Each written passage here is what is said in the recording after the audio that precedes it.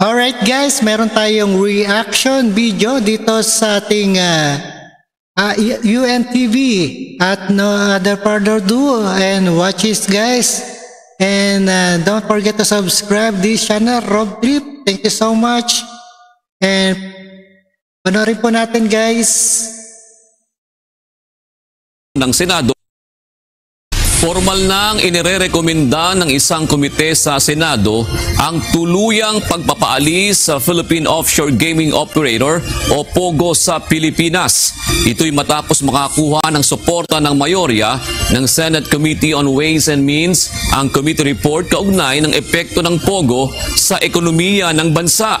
Ayon kay Senator Sherwin Gatchalian, layunin nitong mapanatili ang kapayapaan at kaayusan sa bansa para matigil na ang POGO-related crimes. Kabilang sa rekomendasyon ay ang paghimok sa Executive Department na unti-unti nang ipatigil ang operasyon ng POGO sa bansa sa loob ng 3 buwan sa oras na maaprubahan ang report. Aatasan din ang Department of Labor and Employment na maghanap ng alternatibong trabaho para sa mga Pilipinong mawawalan ng trabaho mula sa POGO industry. Marso pa nang inilabas ni Senator Gatchalian ang naturang report, ngunit ngayon lamang nakakuha ng sapat na pirma mula sa mga miyembro ng komite.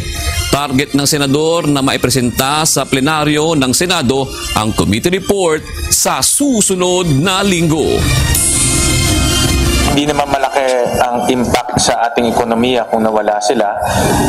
Makikita natin less than 1% yung impact sa GDP.